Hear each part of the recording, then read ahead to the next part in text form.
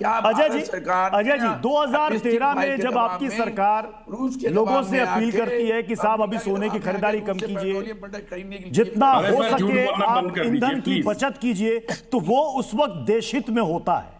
आज जब 2026 में प्रधानमंत्री ये अपील कर रहे हैं तो ये देश के खिलाफ कैसे हो गया? ये देश के हित के खिलाफ कैसे हो गया? आप अगर 2013 में वो देशहित में था तो ये देश के खिलाफ कैसे हो गया? खरे आपने साहब बहुत अच्छी बात की 2013 में। अजय जी, जो अजय जी, 2013 में जब वो अपील हुई थी उस ये समय दो भारत मुद्दे सांप की की तरह जो हैं। डॉलर बनाम रुपये का जो कीमत था वो 60 रुपए था। आज 95 रुपए पहुंच गया है। पहली बात, सिर्फ 10 से 12 साल में। प्रधानमंत्री जी उस समय मजाक उड़ाते थे इसी अपील का, याद कीजिए, आपके चैनलों ने भी दिखाए होंगे क्योंकि उस समय आप लोग बहुत न्यूट्रल दिखाते थे। आज जो हालत है, हमारे वो जो चश्मा लगाए हुए हैं पत्रकार साहब जिनको आप बुलाकर बैठाते हैं, मान कर चलिए आप तो न्यूट्रल व्यक्ति हैं, लेकिन अब चैनल कितना रह गया है, हाउसेस, मीडिया हाउस का तो हाल सबने देख ही लिया है देश में। तो हमारे जो चश्मा लगाए हुए पत्रकार साहब, वरिष्ठ पत्रकार साहब, उनका बड़ा सम्मान है, लेकिन चश्मा कभी कभी बदलना भी चाहिए। पावर गड़बड़ा गया है लगता है, पावर सर्किल में रहते रहते पावर को संरक्षण देते देते। अरे भाई, आपकी सलाह के बाद कई बार बदला सर। कारण जो हाल हुआ है रसा के साथ अच्छा बदल लिया आपने, चलिए अच्छा है, ईश्वर करे उस आगे बढ़े चीजें। रसा सर, से आप रोज प्रेम सलाह लेना है देते हैं, या रोज नहीं मैं लेना, फ्रेम बदल लेता हूं सर। अमेरिका की अनुमति ली जाती है या नहीं हमें नहीं पता। और इजराइल जाना भी अच्छा ही था। ईरान के साथ आज जो संबंध हमारे हैं, यदि ठीक होते तो चाइना की तरह सप्लाई हमारे भी निर्बाध चल रहे होते, अभी भी हमारे टैंकर हरमुज में नहीं फंसे होते। तो इसलिए जो है ये विदेश नीति का फेल्योर सरकार का है।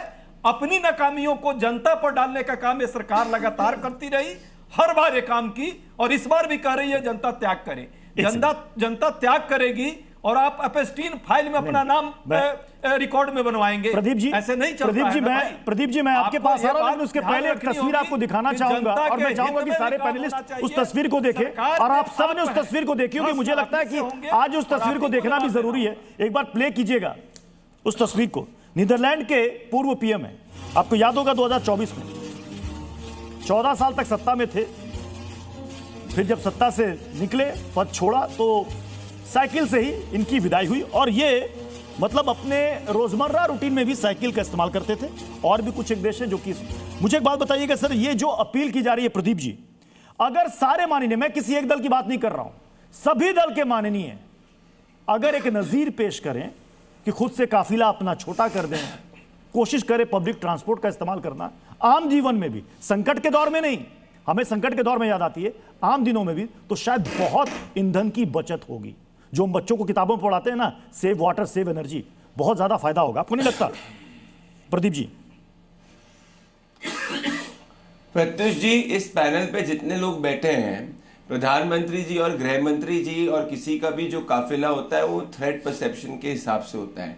पर अगर किसी का काफिला सिर्फ और सिर्फ ईगो, एरोगेंस और जनता के पैसे को लूटने के लिए है, तो वो आम आदमी पार्टी और अरविंद केजरीवाल है। मुझे बताइए, अरविंद केजरीवाल का क्या दायित्व है पंजाब के अंदर? क्या वो पंजाब के मुख्यमंत्री है? क्या पंजाब के गृह मंत्री हैं? पंजाब के मिनिस्टर है? क्या है? 50 गाड़ियां अरविंद केजरीवाल के आजू बाजू क्यों चलती है? ईंधन का वेस्टेज क्यों होता है? क्यों पंजाब की जनता का पैसा, जो टैक्स पेयर का पैसा लूट कर अरविंद केजरीवाल अपने आलिशान शीश महल में पंजाब में बैठे हैं? अगर वो सच में चुनावी प्रचार नहीं कर रहे होते तो उनको तो अपने दिल्ली के लोधी रोड पे घूमना चाहिए, पहली बात।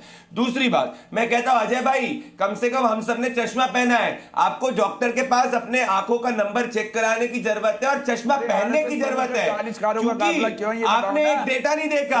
सुनो, अप्रैल 2012 के अंदर, अप्रैल 2022 के अंदर लास्ट टाइम पेट्रोल और डीजल के दाम बढ़े थे। 4 सालों से पेट्रोल और डीजल के दाम नहीं बढ़े। यूपीए में कभी ऐसे 4 साल नहीं हुए जब पेट्रोल और डीजल के दाम नहीं बढ़े। आपको तो 2022 से लेकर के और 4 सालों तक पेट्रोल और डीजल के दाम इंटरनेशनल मार्केट में क्या थे? दूसरी बात, अरे जरा इंटरनेशनल मार्केट में इस दौरान कितने थे? इन्होंने बोला झूठ, बैरल प्रति डॉलर था, अजय भाई आपको चश्मा पहनने की जरूरत है। और तब आपने बोला रशिया से तेल नहीं ले रहे, तब आप 100 रुपए लिया। चश्मा इसलिए बदलवा कि 100 रुपए आपने लोगों को लूटा। आज का बयान है, अंतरराष्ट्रीय मार्केट में fulfill all agreements on energy supply to India. तो इतना बड़ा झूठ ये बोल रहे थे कि रशिया जो है वो तेल नहीं चल रहा। आज ही जाके रशिया ने ऑफिशियल स्टेटमेंट दिया है कि हम भारत को हर तेल जो है भारत के साथ में तेल का सप्लाई करते हैं भाई। पैरों के नीचे जमीन नहीं है, अरे भी पता नहीं तो ये क्यों वहां से अमेरिका ने अनुमति दे दी क्या? मोदी जी आनंद विजय सर, अनुमति दे दी। आनंद विजय सर, मैं आखिरी कमेंट आपसे चाहूंगा। आनंद विजय सर, आनंद विजय सर, नहीं हमें हम आदत बदलते हैं जब कोई संकट सामने देखते हैं। क्यों ना कि नजीर पेश की जाए, बहुत अच्छी बात है। कई स्टेट ने, यूपी ने, मध्य प्रदेश ने, महाराष्ट्र ने, कई राज्यों में शुरू कर दिया है। काफिले को छोटा किया जा रहा है, पब्लिक ट्रांसपोर्ट का इस्तेमाल किया जा रहा है। दिल्ली सरकार के एक मंत्री मेट्रो में जा रहे हैं। तो क्यों ना ये जब हम संकट नहीं रहता है, ऐसे भी आम दिनों में पब्लिक ट्रांसपोर्ट का इस्तेमाल ये माननीय करें तो जनता भी देख के प्रेरित होगी। बिल्कुल सही कह रहे हैं प्रत्युष जी आप, बिल्कुल। लेकिन हमारे माननीयों की धमक बनानी होती है ना, उनको तो भौकाल जमाना होता है जनता पर। 6-8 गाड़ियां नहीं होंगी तो उनका भौकाल ही नहीं बनेगा सर। कोई अगर मेट्रो से उतर के, जैसे आप दिखा रहे थे, प्रधानमंत्री हमारे मंत्री कोई साइकिल से चले जाएं तो कोई गेटकीपर गेट नहीं खोलेगा कि कौन है ये। तो इसमें पूरे समाज की मानसिकता को बदलने की आवश्यकता है प्रत्युष जी, कि हम इस तरह से कंडीशनड करें अपने आप को कि आगे आने वाली पीढ़ियां हमें एक नजीर के तौर पर लेके चले। हम आज एक छोटी गाड़ी चलाते हैं, हमारी ख्वाहिश क्या होती है कि हमारे पास बड़ी लंबी सी गाड़ी हो। क्यों हो भाई? हमारी आवश्यकता उतनी लंबी गाड़ी में एक व्यक्ति के चलने की, हम क्यों ना एक छोटी गाड़ी ले लें? और कारपूल क्यों ना करें हम? अगर हम कार्यालय जा रहे हैं तो माननीयों के अलावा हम सब भी अगर कार जा रहे हैं, एक ही मोहल्ले से कहीं ऑफिस जा रहे हैं, तो कारपूल करने में कोई बुराई नहीं है। और ये सामान्य दिनों में किया जाना चाहिए प्रत्युष जी, संकट के समय तो करना ही चाहिए। अब प्रधानमंत्री के कहने के बाद अगर राज्य सरकारें कटौती कर रही हैं तो उसका कोई अर्थ नहीं है। और मुझे लगता है अपील खत्म होने के बाद फिर वापस आ जाए। आने वाले दिनों में भी कम से कम पब्लिक इसको लेकर अवेयर होगी। बहुत बहुत शुक्रिया आप सभी मेहमानों का हमारे साथ ताल ठोकर में जुड़ने के लिए। खबरें जारी रहेंगी, बने रहिए इसी न्यूज़ के साथ।